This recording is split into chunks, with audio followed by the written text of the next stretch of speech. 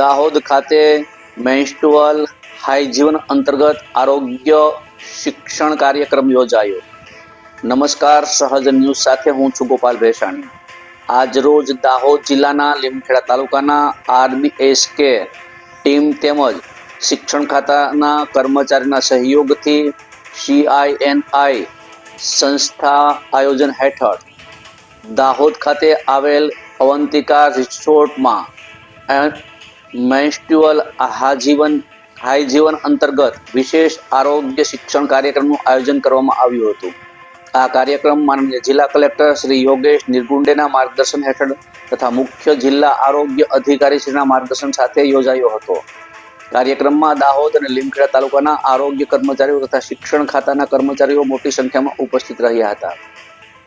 કાર્યક્રમ દરમિયાન બંને તાલુકાના કર્મચારીઓ દ્વારા કરવામાં આવેલી ઉત્કૃષ્ટ કામગીરી બદલ તમામ કર્મચારીઓને સન્માનિત કરવામાં આવ્યા હતા।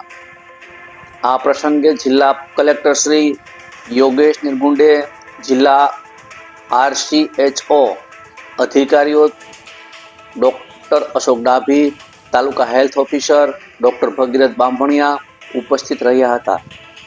તેમણે આરોગ્ય, સ્વચ્છતા તેમજ મેન્સ્ટ્રુઅલ હાઇજીનના મહત્વ અંગે ઉપસ્થિતોને માર્ગદર્શન આપ્યું હતું।